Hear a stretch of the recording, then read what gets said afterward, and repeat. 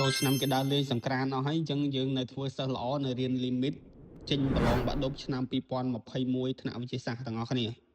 តោះអញ្ចឹង limit ឆ្នាំ2021នេះគឺមាន3គឺអានេះរៀងកំណត់1និងរៀងមិនកំណត់2ហើយរៀងនេះគឺរៀងមិនកំណត់នេះគឺត្រីកោណមៀតគឺរៀង0លើ0ហើយដល់ពេលរៀងមិនកំណត់អាទី3នេះគឺរៀងអាណនដល់អាណនតោះឥឡូវយើងទៅមើលដំណោះស្រាយទាំងអស់គ្នាតើដំណោះស្រាយគឺកណេ limit ហ្នឹងគឺគ្រូទៅសេឲ្យហើយដើម្បីងាយស្រួលបញ្យល់ហើយកុំឲ្យទៅសេបដាបញ្យល់បដាវាធ្វើឲ្យវីដេអូហ្នឹងវែងអញ្ចឹង limit អាទី1ហ្នឹងគឺ limit x ទៅរក3នៃឬ 3x ការ៉េដក3ការ៉េដក11អញ្ចឹងអានេះ limit នេះគឺរៀងកំណត់ទេអញ្ចឹង limit ឆ្នាំ2021គឺស្រួលមែនតើអានេះយើងមិនបាច់ដាក់ក៏បានដែរពេលប្រឡងយើងចំនួនលេខចូលមកទៅអញ្ចឹង limit រៀងកំណត់យើងមើលតើx យើងខិតទៅរកប៉ុន្មាន x ខិតទៅរក3អញ្ចឹងកន្លែង x នេះត្រូវចំនួនដោយលេខ3មកគឺគ្រាន់តែយកលេខ3ទៅចំនួនចូលកន្លែង x ការ៉េហ្នឹងទៅអញ្ចឹងវាទៅជា3គុណនឹង3លើកជាការ៉េហើយដក11ហើយនៅក្នុងរឹសដដែលហើយ3ការ៉េនេះវា9ទៅគុណជាមួយ3ទៀតវា27ដក11មក27ដក11វាសល់16ដល់ពេល16វាចេញពីរឹសមក4អញ្ចឹងយើងដាក់ដូចនេះមកគឺ limit ដើមរបស់យើងហ្នឹងគឺត្រូវទៅសេមកវិញវាស្មើ4អញ្ចឹងទៅឥឡូវយើងចូលដល់ limit ទី2គឺ limit អនុគមត្រីកោណមៀតរាង0លើ0ហេតុអីបានយើងដឹងថារាង0លើ0ព្រោះដោយសារតែយើងមើលថាតើពេលនេះ x ខិតទៅរកប៉ុន្មានគឺ x ខិតទៅរក pi លើ3អញ្ចឹងកន្លែង x នេះត្រូវចំនួនដោយ pi លើ3អញ្ចឹង pi លើ3ដក pi លើ3គឺ0អញ្ចឹងយើងចាំថា sin 0គឺស្មើ0អាហ្នឹងត្រូវចាំកន្លែងហ្នឹងមួយអញ្ចឹងភាគយកវាចេញ0ហើយភាគបែងវាក៏0ដែរព្រោះ pi លើ3ដក pi លើ3គឺចេញ0អញ្ចឹងរៀង0លើ0គឺរៀងមួយដែលកណនាកើតទេអញ្ចឹងមិនគេហៅរៀងវាហ្នឹងគឺរៀងមិនកំណត់ហើយអញ្ចឹងឲ្យតែយើងឃើញប្រភេទបែបហ្នឹងគឺ x ខិតទៅរកលេខអីមួយដែលវាខុសពី0អញ្ចឹងចំពោះអនុគមត្រីកោណមៀតគឺយើងតែងតែតាឯមែនទេអញ្ចឹងចូលដល់ចំណុចនេះគឺពួកយើងអាចនឹងរៀនបានច្រើនហើយព្រោះ limit រៀនតាំងពីដើមឆ្នាំយើងដល់ពាក់កណ្ដាលឆ្នាំនេះហើយគឺរៀនចប់ហើយអញ្ចឹង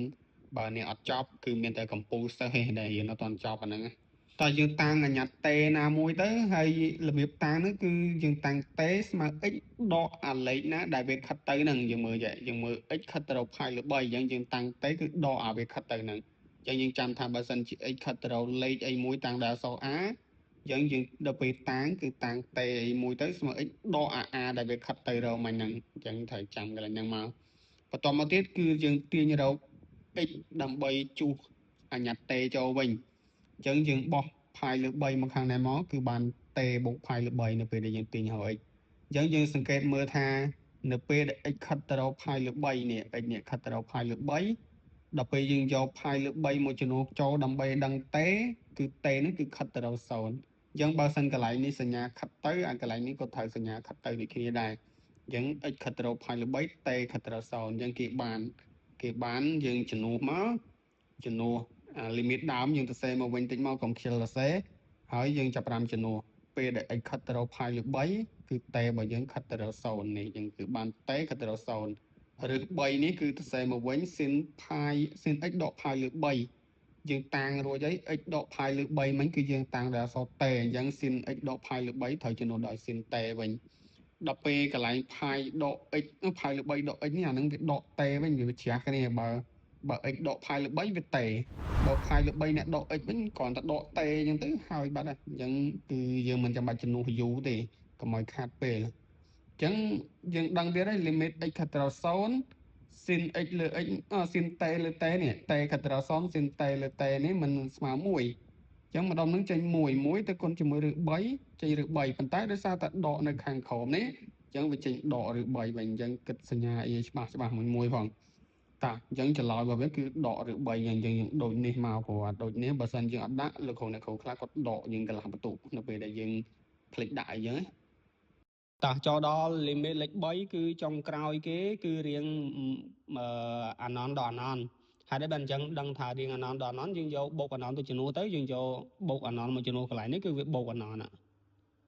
ទៅបូកទៅដក7ហើយមកដកអាណនអញ្ចឹងវារៀងវាគឺអាណនដកអាណនហើយព្រោះដោយសារតែអាណនបូកអាណនទៅដក7វាបូកអាណនដកអាណនវាអត់ដឹងទៅចេញអីអញ្ចឹងរៀងហ្នឹងគឺហៅរៀងមិនកំណត់អញ្ចឹង limit ដែលធ្វើរៀងមិនកំណត់អាណនដកអាណនគឺយើងត្រូវទាញ anh nhặt ná đài thông những cái nó về để khát rồi bộ nón cứ ấy như thông những cái anh cùng ấy những cứ việc thông chuyên lẫn ấy chẳng dương tin ấy chia cả ta máu này dương tin ấy chia cả ta máu pi ấy ní tin ấy tự bắt so lấy pi nhân tài nè đọc bây pớ với anh miễn ấy gì nó bây để tin ấy tới thời dòng pớ tới chạy được ấy nè đọc bây đọc mũi lần ấy những còn miễn ấy để anh ấy những mệnh tin cho bắt so lẫn thế nè ấy những ấy kia sầm đại lư mấy con một lần á bạn dừng tiền tới bạn bờ sân dừng miền ít nhưng muốn bạn dừng tiền tới bàn tay lần ít nhưng mà tiền tới bạn so lần tới tí nó không hay dẫn tiền ít tới nó so đậm mũi nắng chạy ít để dừng tiền tới nơi đây ok nhớ người bao một phần này tụi một tiếng dừng cho bạn cho nó cho bộ còn nón từ cho nó cho tới bạn cái lại những bạn bộ còn nón pi ní từ xe mà quên đọc pimpel bộ còn nón ní sâu nè sâu đọc bây giờ lầnประมาณ11lần ítលើអីហ្នឹងក៏សូនដែរមិនមែនសម្រួលអីចោលសល់lầnអាហ្នឹងខុសទៀតដល់ពេលហើយយើងជំនួសមកគឺចេញបូកអាណនព្រោះអានេះសូនទៅហើយសល់2គុណបូកអាណនគឺចេញបូកអាណនហ្នឹងទៅអញ្ចឹងដូចលេខនេះ limit ហ្នឹងគឺចេញបូកអាណនយើងដាក់ដូចនេះផងអញ្ចឹង limit ហ្នឹងគឺមានតែប៉ុណ្្នឹងទេ2021គឺងាយមែនតើ